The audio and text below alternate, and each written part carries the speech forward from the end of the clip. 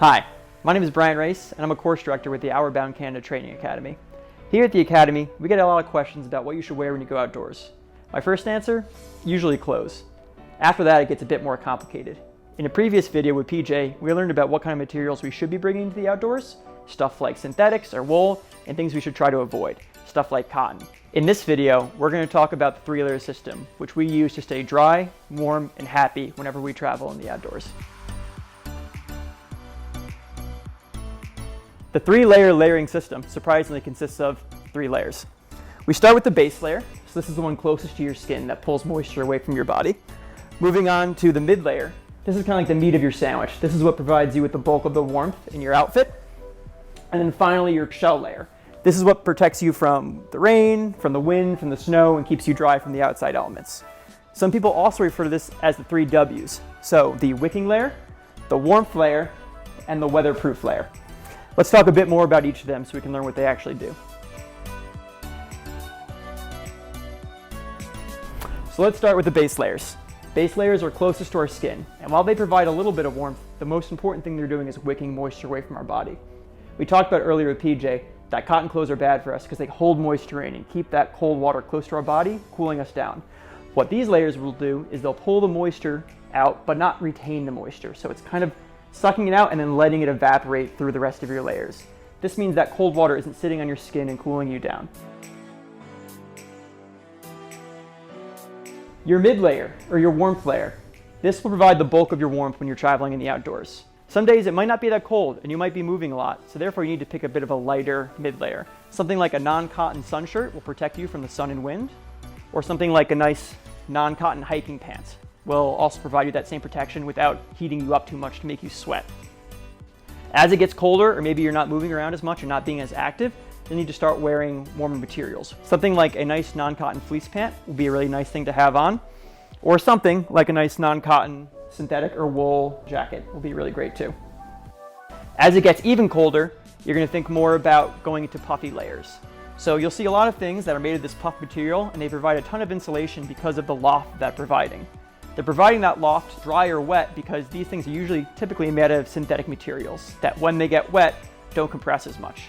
Something you might encounter out there are down jackets that look like this but are made with down feathers.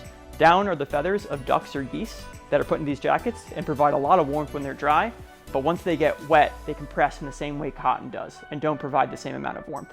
So make sure you're looking for synthetic materials in your jacket and not down. The shell layer is the final piece of our puzzle. It does a thing many of us think about by keeping water out. That might be your rain, snow, sleet, but there's another purpose to this. We want our shell layer to be waterproof and breathable. The structure of a lot of these jackets or these pants are that there are millions of microscopic holes across them. That means that water droplets can't get in because they're too small, but we can allow water vapor to escape. That way, these layers can work with the rest of your system. Because your base layer is non-cotton, because your mid layer is non-cotton, the moisture from your sweat that's evaporating off your body doesn't get caught as easily in here. That means by the time it gets to your shell layer, it can escape out, meaning that we're dry on the inside and protected from the elements on the outside. Now we've seen how our 3-layer system works together to keep us warm, dry, and happy in the outdoors. Let's take a moment to dress someone up and see how it might actually work if they were traveling in the outdoors. Instructor PJ here has been kind enough to show us how he would dress for a day outdoors. I think today we'll be going on a nice hike in the North Shore here in the Vancouver region. It'll be the end of the season, end of summer, so a little bit nice, brisk but warm, but things could always change. So PJ gets up in the morning, he's super excited, ready to go for a hike, and you know what, he was so excited the night before he dressed in his base layers. He was ready to go so he could just get up and go, wearing some nice non-cotton layers that are comfortable for him and fit him well, that he knows he likes. But he's not going to wear these alone, right? It's time to get to the mid layer. So PJ, do you want to get your mid layers on? So PJ is here just grabbing some nice non-cotton hiking pants, throwing those on. And he knows that in the morning he's going to be hiking uphill to start the day. So there's likely a chance that he's going to be sweating. He doesn't want to go too heavy with clothing right now because that could, start to affect him. So maybe he might just start with a light fleece to keep him warm as he's moving, but not too warm to the point where he starts sweating. There we go. Fleece on, hood off, doesn't matter for him right now because it's not raining. and we're hiking. So PJ's off, getting after it, having a great day. He's saying hi to people on the trail you might see. PJ's a popular guy around town. And he's getting a little bit higher up, and you know what? Looks like it's getting a little cloudy. The weather's starting to get a bit chilly. PJ can kind of feel that he doesn't have the same warmth he had when he started, even though he's still moving. So he's gonna get some layers on. So he's gonna reach in his backpack, and he's gonna grab his trusty Outward Bound Canada puffy vest. PJ runs a bit hot, so he doesn't want to put a full puffy on yet, because he might start sweating, but this thing adds just enough warmth to be comfortable. So PJ is continuing upward now, feeling comfortable, feeling good, and he's reached the summit. Oh, look at beautiful views all around, except, oh wait, what's that? There's a big storm cloud off there in the distance, and looks like it's rolling in fast. PJ knows the rain is coming in, so he decides to grab his rain layers, his shell layer, and start to get ready. So his nice waterproof shell pants are going on. Look how quick he is with this. And then, grabbing his nice shell jacket. You can notice this jacket fits PJ well. It's not too tight. If this jacket were too tight on him, it would be compressing down some of his layers, reducing some of that loft, meaning he might get colder. So he's got a good solid fit here. You know, his beard might be sticking out a little bit, but nothing to do about that. And he is prepared for a rainstorm. So we can see the effectiveness of these rain layers. If you come in close here, on a brand new shell jacket, water will just simply bead off of him. So